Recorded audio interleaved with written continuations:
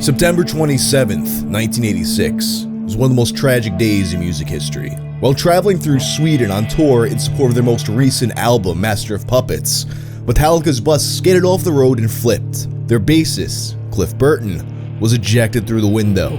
The bus fell on top of him, and he was crushed, killing him instantly. Cliff was a musician who was regarded as one of the best bass players in metal. So when the band was ready to get going again, those were some big shoes to fill. Ultimately, Jason Newsted would wind up taking the role that he would hold for 15 years. But he wasn't the only candidate at the time. You know who might have been a good fit though? That's right, Hulk Hogan. Yeah, the wrestler Hulk Hogan. There's actually a few different versions of this rumor out there that Hulk Hogan almost joined Metallica, mostly spread by Hogan himself. Of course, the Hulkster has been known to tell a tall tale or two, like the time he said in an interview that he was rocking a 10-inch python, only to have to elaborate in a court of law while wearing his best business bandana that he was referring to the character Hulk Hogan, and that the man behind the character, Terry Gene Bollea, was a bit less well endowed. And does Hulk even play bass? Well, that's where the story gets kinda interesting, and there's more to it than you might think. So for this video, let's take a look at Hulk Hogan in Metallica.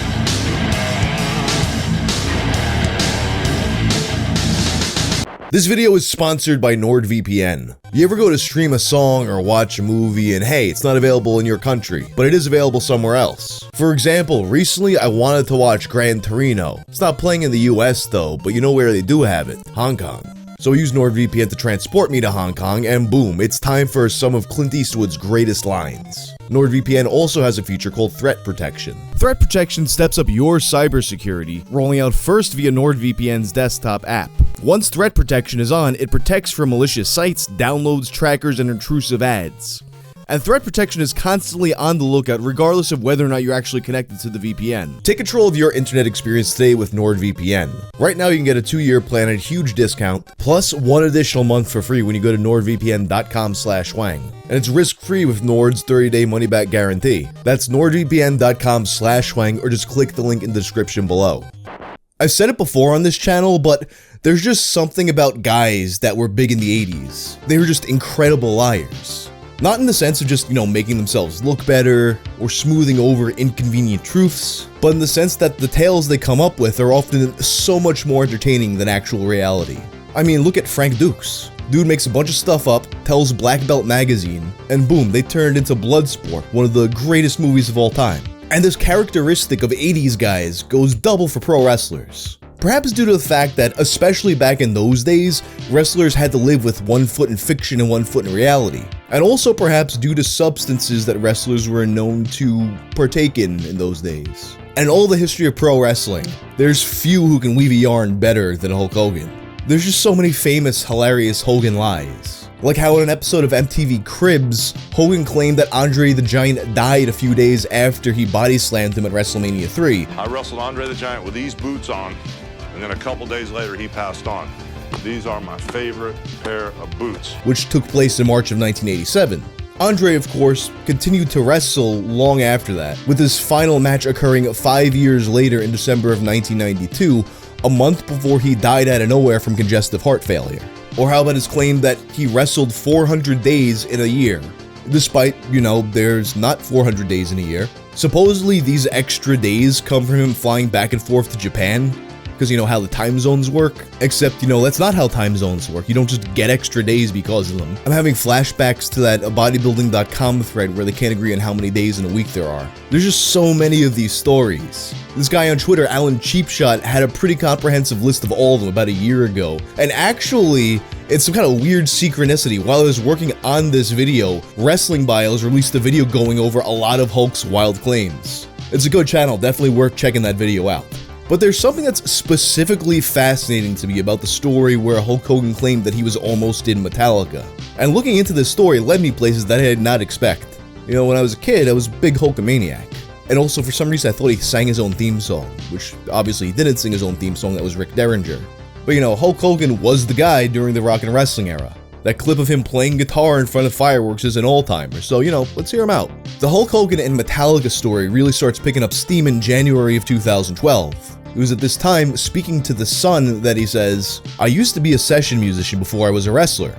I played bass guitar. I was big pals with Lars Ulrich, and he asked me if I wanted to play bass with Metallica in their early days, but it didn't work out." By the time Metallica forms in 1981, Hulk had already been wrestling for a few years. He had already finished his first run in WWF, and now he was dividing his time between New Japan Pro Wrestling and AWA. This would also be around the time he was working on Rocky III, so you could see why he wouldn't want to have a band on top of all of this. But the idea that Hulk Hogan almost played in Metallica, let alone was asked to join Metallica by his friend Lars Ulrich, even though it didn't happen, it's a shocking revelation. People obviously had questions. These questions were answered on April 10th of 2012. This was when Metallica's drummer Lars Ulrich called into the Howard Stern show, and he had this to say: "You know what? I'm blessed or cursed, depending on how you..." I'm not even gonna subject you guys to my Lars Ulrich impression. "You know what? I'm blessed or cursed, depending on how you look at it, with having more or less a photographic memory for pretty much anything that I've been a part of," Lars replied. That one, when that showed up 2 or 3 months ago, I was scratching my head over that one. Unless he went by, I don't know, Hulk Hogan? I don't know enough about him. I'm not a huge wrestling fan. Unless he went by, like, his Christian name or something, and I don't know if anybody knows what his Christian name was, Dave Smith or something. If there was a whole thing that we had with him under a different name, but I certainly have no recollection of doing anything with Hulk Hogan. Well, damn, that's a very different story from being big pals with Lars Ulrich. I mean, he even claims he has a photographic memory and doesn't know you. So after this comes out, the response from Lars is all over the place, and people start to heckle Hulk on Twitter over it. And if you're getting annoyed by the haters, he clarifies a bit. Now he's saying that when they were looking for a bass player years after they began, his agent called to see if they wanted him on bass, and he never got a reply. Which is a very different story from the one that popped up that January. The subject doesn't really get talked about again until 2014. This is when he speaks about the situation in an interview with Noisy. He talks about how during this time the pro wrestling schedule was crazy and was starting to wear on him, which is understandable. I mean, 400 days in a year is a lot. And somehow this leads to him trying to get into the Rolling Stones. I always still loved music. I was in the UK for some award show, and Jerry Hall, Mick Jagger's old lady, was walking out with me to present this award. I heard her talking on the phone to Mick about, "Oh, you gotta find a bass player, and you've only got 2 different choices." I went, "What?" She had already told me that her kids are big fans, and she wanted merchandise, so I was like, alright, let's reel her in. I was like, "Look, I used to play bass. I know all the Rolling Stones songs. Tell Mick if you guys need a bass player for the Rolling Stones, I swear to God I could show up. I could rehearse one day and play everything they play. Please tell Mick, please tell Mick." I got home, sent her all the merchandise, never heard a word back, right? So then, I heard that Metallica needed a bass player, and brother, I was writing letters. I made a tape of myself playing and sent it to their management company. Kept making calls trying to get through. I tried for 2 weeks and never heard a word back from them either. I would have quit wrestling to play in the Rolling Stones or Metallica like that. I was hoping for a call from them, but never got one. All the haters were like, "You never auditioned for Metallica." Of course I didn't, but I tried. Interestingly, this account of the events is almost exactly the same as something he said in 2009 that got much less attention.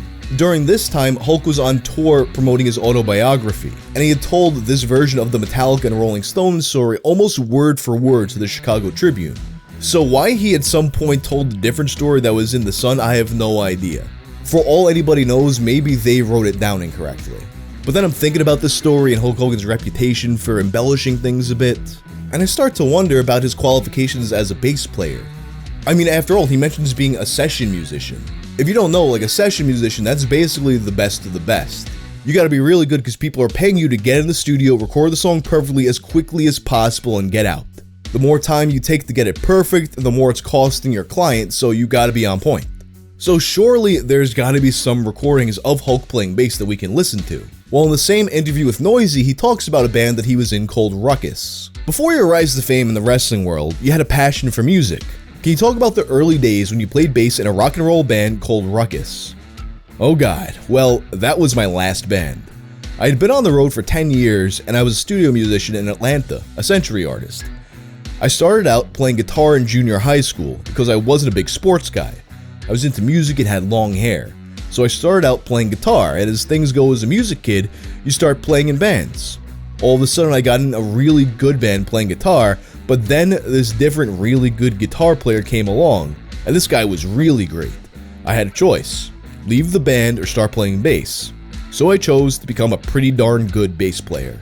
Now this story is 100% believable to me because I was thinking Hulk seems like more of a guitar player than a bass player, and this right here is the origin of so many bass players.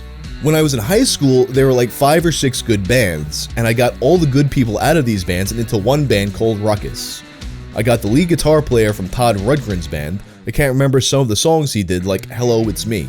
Unfortunately though, there don't seem to be any recordings of this band around. Although the band seems to have done well, they didn't really tour, a factor that Hogan cited as a reason why he ultimately chose wrestling over music.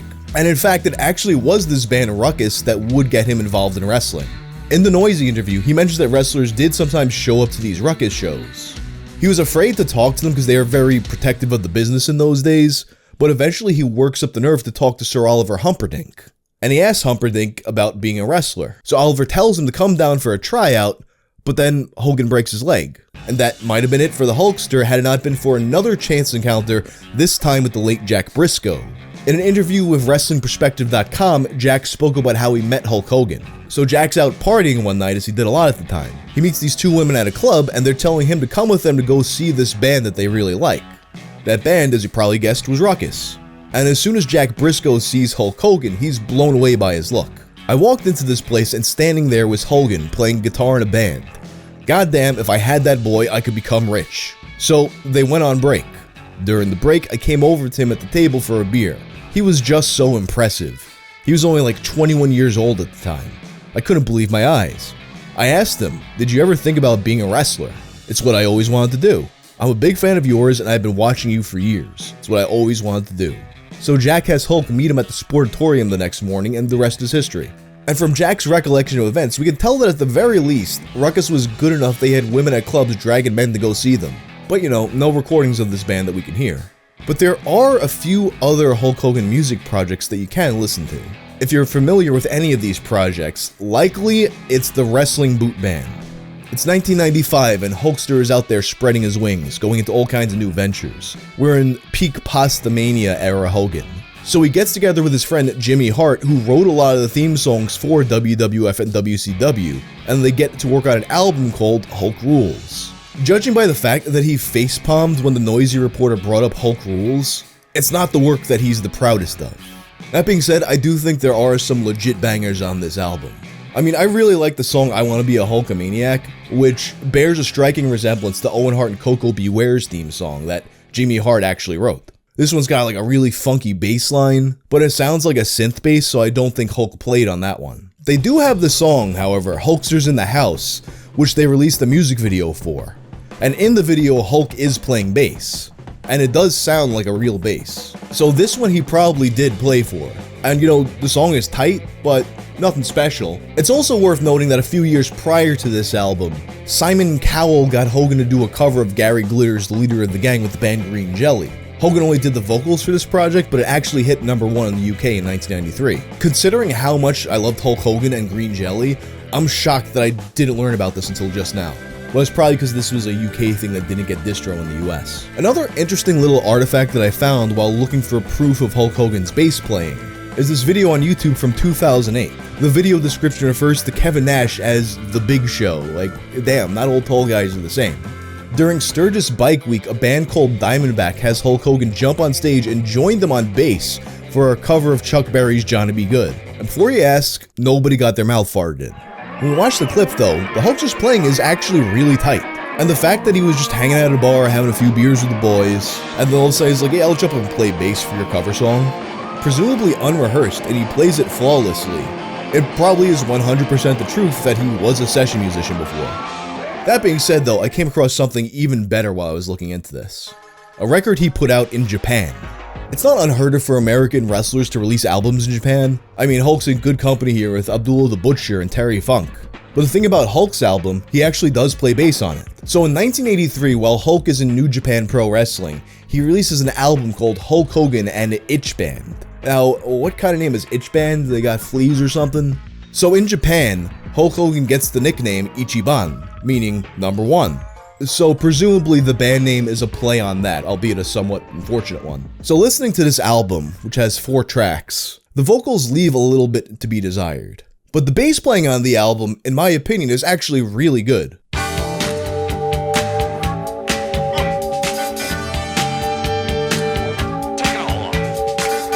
You know, it's very funky, it's a bit more involved than the Hulk Rules stuff. You listen to it and it sounds like music that was written by a bass player. Like, I'm not saying he's Victor Wooten or anything like that, but you listen to it and it's way better than you would expect Hulk Hogan to be on bass. And a lot more impressive than what we have of his American recordings. Which, I mean, it kind of lines up with his wrestling career too.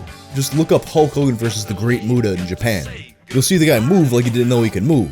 He's out here chain wrestling, doing submission moves, whipping out enzuigiris. So yeah, Hulk Hogan didn't actually almost join Metallica, but there's a lot more to his music career than you probably realized, and he's much more competent of a musician than you ever would have expected. Anyway, that's all for now. If you like this video, check out my video about the old rumor that there are 2 Ultimate Warriors. I'm out.